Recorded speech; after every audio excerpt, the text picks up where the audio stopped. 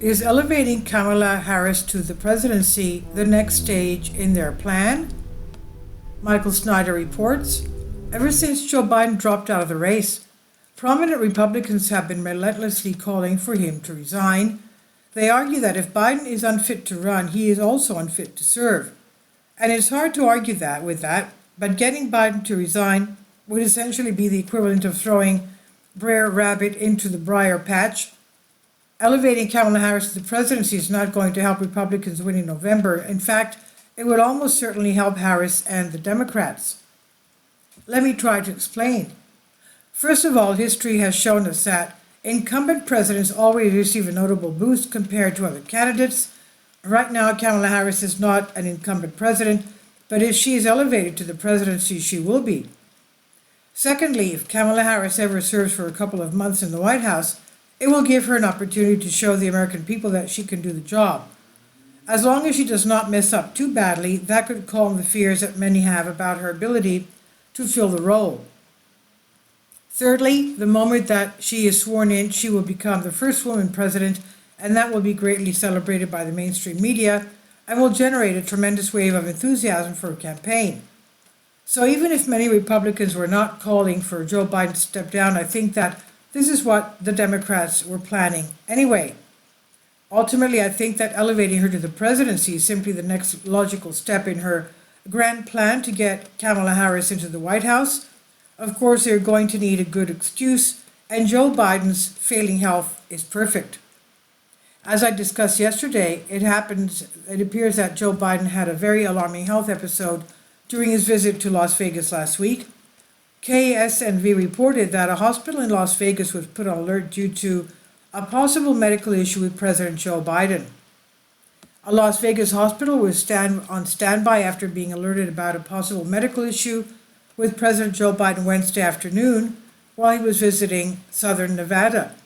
Law enforcement and medical teams gathered outside the University Medical Center trauma room entrance on Wellness Way in case the President of the United States arrived after he canceled an appearance at the Unidos U.S. convention in Las Vegas due to testing positive for COVID-19. Unidos U.S. President and CEO Janet Maraguia made the announcement to attendees who were waiting to hear the president speak. President Biden did not seek medical treatment at the hospital, but instead went to the airport and departed Las Vegas on Air Force One to self-isolate at his home in Delaware. Initially, we are not told what that medical issue was, but now there are rumors that Biden was displaying stroke-like symptoms, quote unquote. Reporters at Red State have also followed up on leads and claimed that law enforcement has told them something did indeed happen and that Biden was displaying stroke-like symptoms, quote unquote. Ultimately, Biden must have quickly shown improvement because he went to the airport instead of the hospital, but his physical condition is certainly deteriorating really fast. I don't see how he can possibly continue to serve in the Oval Office for 6 more months. For the Democrats, it would make much more sense for Kamala Harris to replace him before the election in November rather than afterwards. So expect to see a move in that direction sooner rather than later. Meanwhile, Kamala Harris has grabbed all of Joe Biden's campaign cash, and in response, the Trump campaign has filed a complaint with the FEC. The Trump campaign filed a complaint with the Federal Election Commission, FEC, on Tuesday, accusing Vice President Harris's campaign of improperly taking over President Biden's campaign funds when he left the race Monday. The complaint, reported by the New York Times, came after the Biden campaign account changed its name to Harris for President on Monday following the president's announcement that he would not seek re-election. Kamala Harris is seeking to penetrate the $91.5 billion heist of Joe Biden's leftover campaign cash, a brazen money grab that would constitute the single largest excessive contribution and biggest violation in the history of the Federal Election Campaign Act of 1971, as amended, Trump campaign counsel David Warrington wrote. If you choose to run for federal office, you must file a statement of candidacy with the FEC. There are no exceptions. Kamala Harris has not done this. Instead, she just replaced Joe Biden's name with her own name.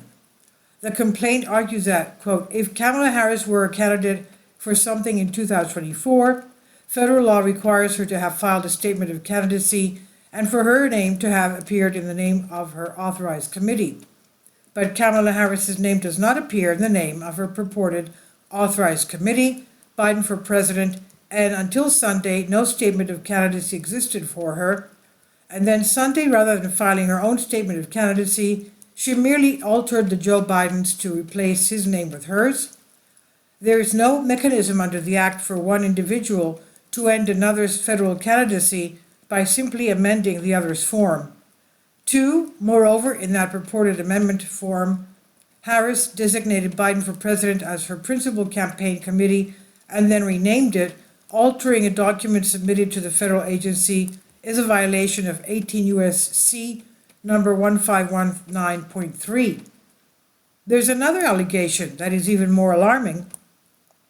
It's being alleged that millions of dollars from wealthy donors are being chopped up into hundreds of thousands of small donations made in the name of people who have no clue that they have donated. Democrat donation platforms Act Blue has been accused of engaging in a massive money laundering operation by which contributions from larger donors are being funneled through hundreds of thousands of small donations made in the name of people who have no clue that they have donated. If these allegations are true, we're talking about fraud on a historic scale. James O'Keefe says that he has proof that more than $200 million have been laundered by the Democrats. James O'Keefe exposed Democrats' massive money laundering operation. Contributions were made through Act Blue and citizens all across the U.S. Over $200 million laundered. It's called smurfing, the activity of laundering money by conducting a large number of small transactions through banks and individuals.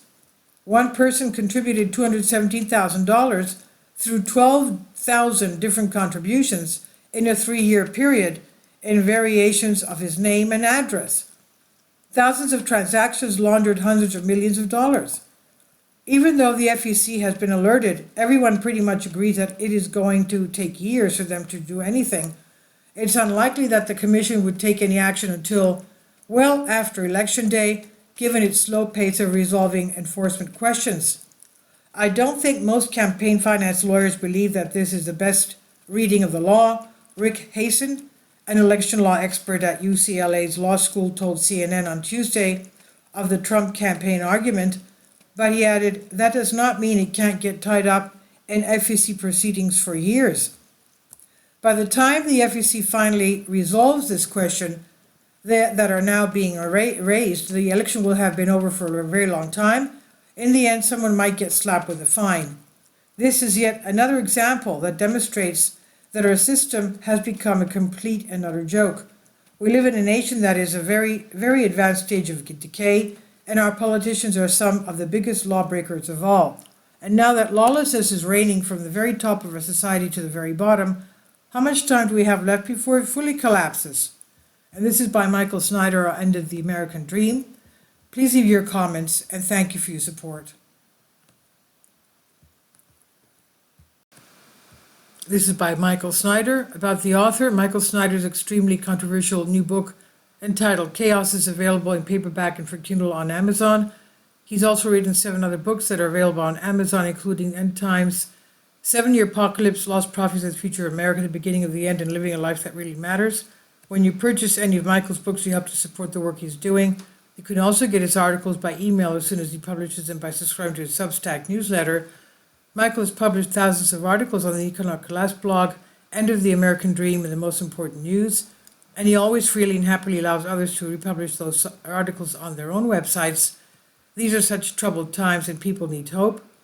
John 3:16 tells us about the hope that God has given us through Jesus Christ. For God so loved the world that he gave his only begotten Son, that whosoever believeth in him should not perish but have everlasting life. If you have not already done so, we strongly urge you to invite Jesus Christ to be your Lord and Savior today. Finally, support my Patreon account. The daily posts are 5 videos daily, and they are totally different from what I have on my YouTube channel. Thank you so much for your support and that you find all my content so interesting. You'll find the Patreon account details in the description box below.